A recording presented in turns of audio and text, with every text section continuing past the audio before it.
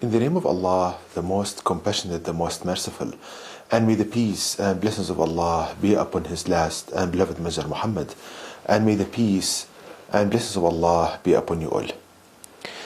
The title of this presentation is Laser Technology from the Quran. Now, the Quran is the last revelation of Allah God to people, and I will show in this presentation how Allah God Almighty teaches us the perfect laser technology from the Quran, and how that this technology is mentioned in this book, and it was revealed to Prophet Muhammad, peace upon him, more than 1,400 years ago. This book was revealed, sent down by Allah God Almighty more than 1,400 years ago, and in the Quran we learn, Allah teaches us the optimal laser technology, and you can see it that it's far superior to what people know nowadays about lasers. So let's see how we can design a laser from the guidance of the Quran. So I called it here the Quranic laser. And just a quick note here that the word laser stands for light amplification by stimulated emissions of radiation, and you will understand this during this presentation. Okay, so where can we find laser technology from the Quran? And it's very simple, very straightforward, just by pondering upon the verses of the Quran. So if we go to chapter 24, verse 35, which reads, this is translation: Allah God is the light of the heavens and the earth. The parable of His light is as a niche, and within it a lamp. The lamp is in a glass, the glass as it were a brilliant star, lit from a blessed tree, an olive, neither of the east nor of the west, whose oil would almost glow forth, though no fire touched it. Light upon light, Allah God guides to His light whom He wills, and Allah God sets forth parables for people, and Allah God is all knower of everything. So, by pondering upon this verse, we can learn laser technology and how to design what I call the Quranic laser. So let's start. Now, at the beginning of the verse, you see that Allah God Almighty states here that He is the light of the heavens and the earth. That Allah is the light of the heavens and the earth. Let's ponder upon this. We also know from the Quran that Allah God is the all-powerful. So, linking these two attributes together, that Allah is the light of the heavens and the earth, and that He is the all-powerful, the most powerful. So, when Allah gives you a parable about His light, you can be rest assured that this light is very, very strong. Again, the logic goes as follows, that Allah gives you the example that He is the light of the heavens and the earth, and Allah is the most powerful and the all-powerful. This means that what Allah describes in this parable for His light, this means that this light that Allah describes is something with the intensity and power, something that people they don't know. It's very, very intense and very powerful. And that is one kind of main requirement in a laser. A laser is light, it's electromagnetic radiation, but it has, it's very, very powerful. So then Allah God Almighty in the same verse gives you the parable, the example of this light.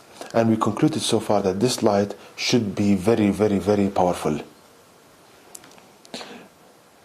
Now, what is the example? Allah says here, the parable of His light is as a niche. Let's take this example step by step and stage by stage to see how we can learn laser technology from this.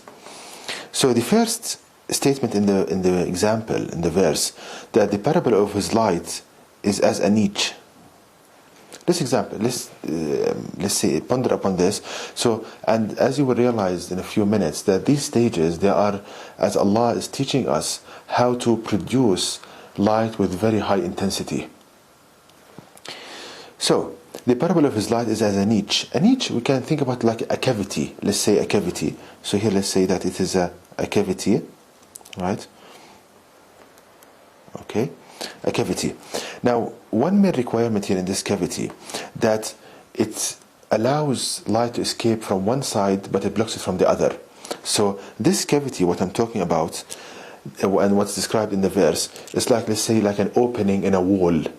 Like an opening in a wall.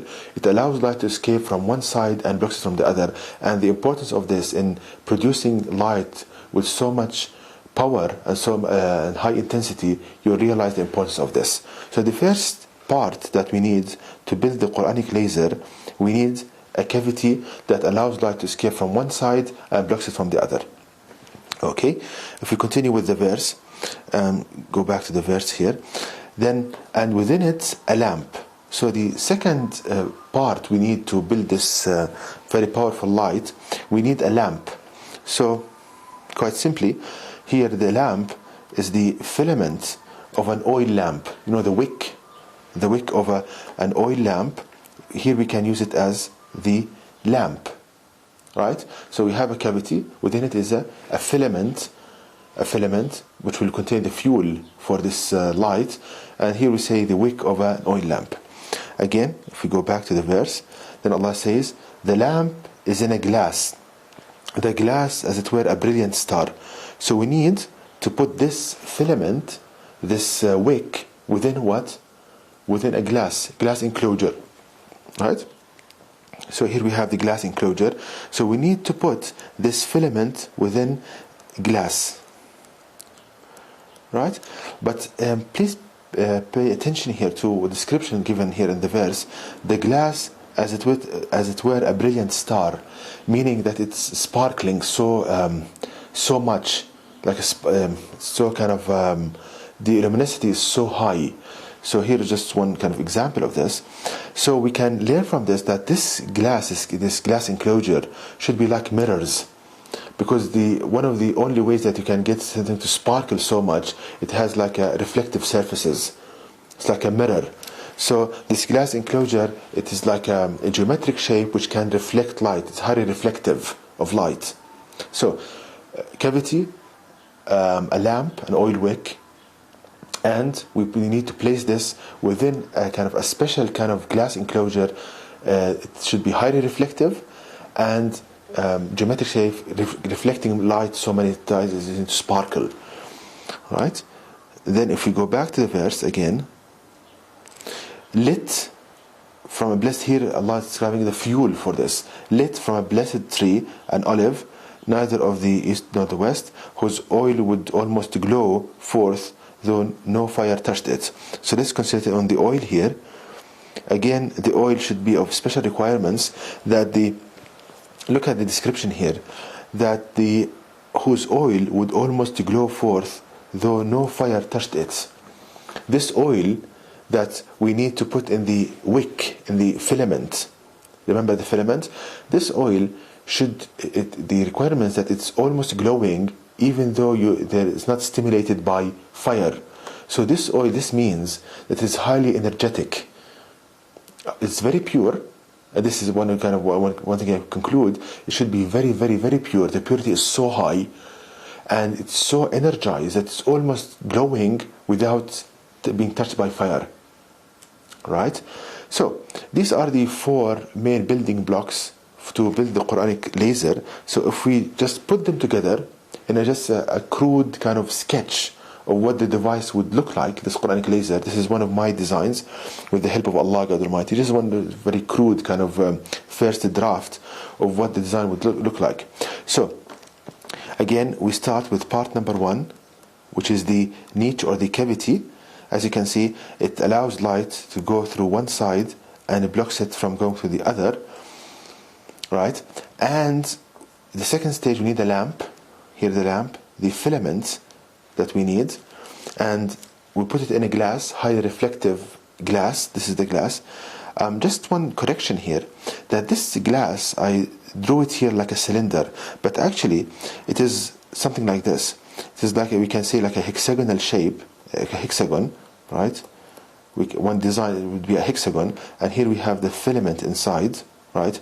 And the hexagon, one of the advantages of these kind of geometric shapes, that can reflect light. Light can bounce so much along these kind of sides here, right? You need this bouncy effect, because as stated in the Quranic verse, you need this kind of sparkling as a brilliant star, and that can be accomplished by using mirrors, reflective surfaces, right? Okay, so this is just one kind of correction for this drawing. This one should be a hexagonal cavity, right? One of the designs is like a hexagonal cavity, a glass enclosure, and then we need the oil, the fuel, putting in this wick, which is liquid oil, very pure. Purity is so high, right? It's so energized that it's almost glowing with no kind of being touched by fire, with no stimulation. Right, so this is kind of one kind of very straightforward design for the Quranic laser.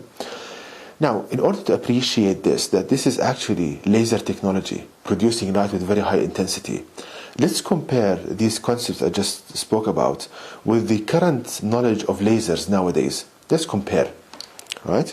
So let's go now to the current laser technology. Let's see how people produce these lasers, light, very focused, because pencil beam, like a pencil, the beam of light, and the main kind of attribute of laser has so much intensity, right? The power of the light is so high, right? Okay, so let's see kind of main keystones or key kind of features in the laser technology. One main thing that we need to have, something called a gain medium. A gain medium. So let's see here the description of this gain medium. I just want you to compare it with what we learned from the Quran. So here, let's read it quickly. The gain medium is a material with properties that allow it to amplify light by stimulated emission. In its simplest form, a cavity consists of two mirrors arranged such that light bounces back and forth. Remember the glass in the Quran, the glass enclosure as a brilliant star. Look at this. Of two mirrors arranged such that light bounces back and forth, each time passing through the gain medium. Typically, one of the two mirrors, the output coupler, is partially transparent. The output laser beam is emitted through this mirror. So, one kind of main feature of a laser, that you have two kind of mirrors that the light can bounce back and forth. Here is one, let's say, and here is the other. And look, light can only escape through one, and it cannot kind of penetrate the other. So if we link that to the description in the Quran, that one of the main stages in developing the Quranic laser is that you need to have a cavity, and the cavity allows light to go from one side and stops it from the other. Just compare what people learn nowadays and what's mentioned in the Quran more than 1,400 years ago. Okay, let's go back. Again, something more about the gain medium. The gain medium of a laser is a material of controlled purity. This is what's inside this mirrors, this glass enclosure. It's a material of controlled purity. Remember the oil? Size, concentration, and shape, which amplifies the beam by the process of stimulated emission. It can be of any state: gas, liquid, solid, or plasma. So again, we need the fuel here inside the laser, as you can see here. Fuel. It should be very pure. One of the things of this kind of is purity. So if we link that to the description in the Quran for the fuel of this high intensity light, this oil should be so pure and it's so energized that almost it's glowing with no fire has touched it, as stated in the verse here, whose oil, as you can see here, whose oil would almost glow forth though no fire touched it. And compare this to what the kind of fuel that is used in today lasers. So and again, something very interesting about another kind of key feature that you need in the current design for lasers. You need something called an optical cavity or a resonator. Let's see what this means. The resonator typically consists of two mirrors between which a coherent beam of light travels in both directions, reflecting back on itself, so that an average photon will pass through the gain medium repeatedly before it is emitted from the output aperture or loss to diffraction or absorption.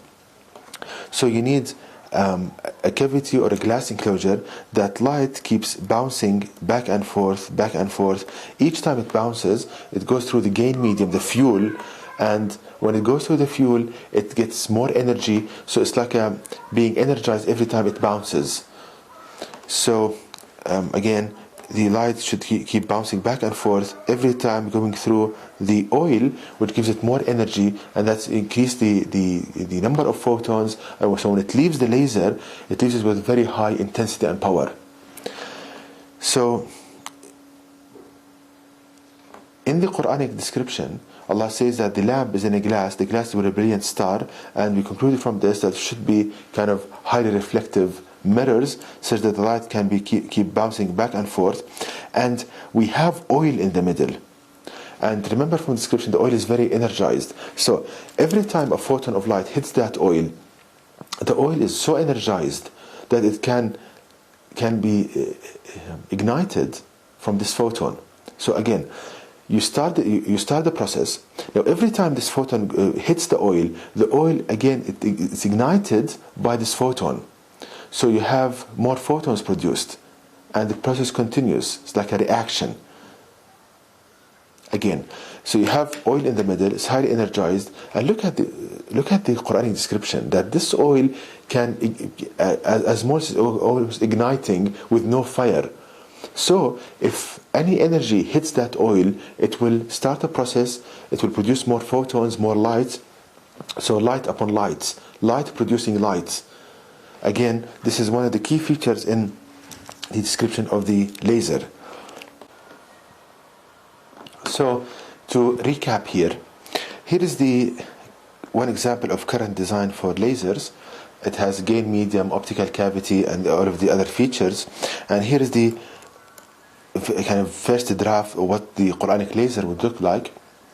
You have a cavity, then you have mirrors, highly reflective glass enclosure, and you have a lamp, and with this lamp you have an oil with very high purity, very energized. So this is exactly, brothers and sisters, what people nowadays learned about lasers, what the key features they need to have in a laser to produce light with very high intensity. Right. So glory be to Allah God Almighty. This was revealed in this book more than 1,400 years ago. So the big question now, who taught Prophet Muhammad this knowledge? Can this be from a human being? And remember, 1,400 years ago, not only people didn't know anything about lasers, but even what's light, they didn't understand it that much. The physics, the mechanics. So the only logical conclusion, if you think about this, that this knowledge came from the Creator, who knows light, who created light, who knows its mechanics. He's the only one who can describe it this precisely. And also, Allah teaches people from this book how to produce this design. And Allah, God willing, in the future, this Quranic laser can be produced, can be built. And one of the main advantages of this, that it's very kind of cheap, very cheap to produce compared to what the current design for lasers. And the geometry of the design, I will, Allah God willing, in coming lectures show you more kind of details on the dimensions and the geometry of this, of what this kind of Quranic laser would look like. This is just a very kind of crude kind of sketch, a 3D model of it. And to know more details about this topic, please visit my website at www.quran-miracle.com, and you can email me at zaidquran@gmail.com, and may the peace and blessings of Allah be upon you all.